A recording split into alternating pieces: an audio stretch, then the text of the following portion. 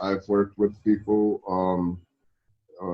with work or without work. You know, just friends or people, just people in conversation that definitely have considered suicide, and you know, I've had many conversations about like how I think a minimum of 85% of our population, you know, has dealt with it at least directly, or you know, with themselves or with spouses or family or friends, siblings. Has the pandemic made the situation worse? I would definitely believe so. Yeah. It's There's a couple organizations that I work with. One is DARE, Direct Action for Rights and Equality, and then Formerly Incarcerated Union.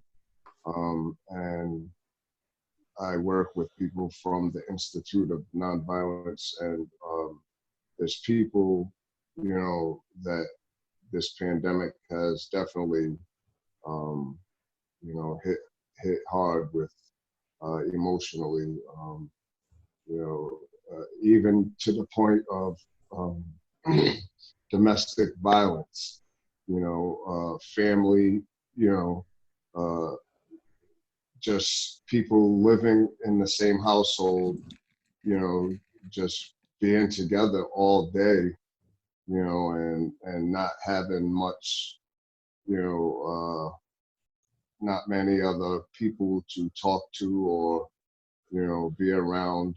Um, yeah, it leaves us. I mean, a lot of times, even before the pandemic, you know, family, a lot of people tend to take things out on people at home. People come home from work and then, oh, you know, because you live with that person and you think they'll forgive you, you know, you take it out on them. And now you're looking at a situation where you're not coming home from work because you are home from work, and it just and people just erupt. So there's an economic factor here too. I mean, so many people are out of work. Some are having difficulty, you know, paying rent, maybe facing eviction. So the economic hardship of this is also a factor here. I'm sure you're hearing that too. Oh yeah. I mean, it, I talk to people, and you know, people just having a job, you know, is a blessing. So anyone that, you know, might complain about work, well, just be grateful that you have a job. I mean, there's businesses, you know, that's been in families for generations that, you know, just are no longer, you know, not, you know, I mean, if you're not a corporate business, you know, you might not have survived. You know, all majority of mom and pops, you know, establishments, you know, just are closed for good. So you, as our readers well know, dealt for many years with depression, with addiction issues, and obviously you're in a very different place now. How are you personally dealing with the pandemic? Um, I I'm no different. I mean, uh, I just try to practice gratitude as much as I can, and because I am under the right uh, medical attention, I get the right medical attention. I'm fortunate, you know, to have, you know, good doctors and support, and just people around me, you know. But I put myself in places where I'm not, you know, like without people. You know, I, I'm grateful to have, you know, friends and you know, someone even like you know, like yourself. I mean, your story changed my whole life. Um, so I Well, just your story changed I a lot of lives too. well, I hope for the better. Yeah, and just the other day, I it was the first time under that bridge since that, you know, night. I saw the photos. Quite a remarkable difference between now and Yeah, 5 years ago, and it was just about 5 years ago right now, amazingly. yeah, So and I didn't realize that, you know, that it was almost to the day it that was. I went. Yeah, 2 days later, you know, 5 years and 2 days. You know. And another important element for you has been your faith. Talk about the importance of faith for those who have faith. Um, I mean, you have to believe in something.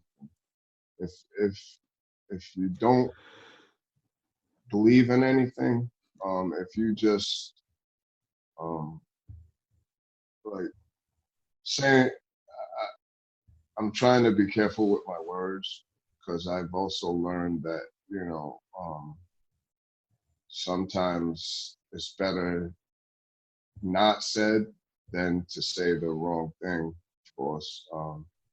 But you know, having faith, you when you think you just have all the answers, you know, um, it, I'll put it in my statement. Like I thought I was a tough dude all my life.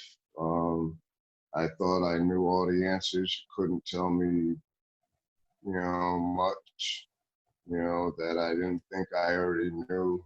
Um, and look where that brought me, you know. So I just have to believe that there's other answers than what I could tell myself, you know, and take suggestions and just hope and trust that this chair I'm sitting on is going to support, you know, as is as in life. So my final question, Mark, would be what sort of general guidance or advice or words would you have for the many people who will be watching or listening to this or reading this who might be in a bad place? Um, I with like with many things, you know, where like with a job, you know, you get a job, they'll say there is no wrong or dumb question, you know. So I guess the best thing I could say to someone is, you know, don't not saying, you know. I mean, if you are already hurt and feel shamed, then what's saying a couple things gonna make anything worse if you think that's what it is? It's worth saying something to someone, you know. Not, you know, like, you know, you don't tell your person in religion that you go to everything. You don't tell your doctor everything. You don't tell, you know, there's someone for everything. You know, there's so many people out there that can help and you know listen and you know so many different opinions and you know, suggestions. I mean, the government is built of more than one person for a reason, you know, just like the president can't run the world, you know, or the United States. So I guess what you're saying, if I may summarize it, reach out and get help because it's there. So there's going to be a 3-digit number that, you know, is going to be just like 911. There's all there's suicide prevention hotlines and everything. There's neighbors, there's, people just walking by. I mean, don't be scared to say something to someone.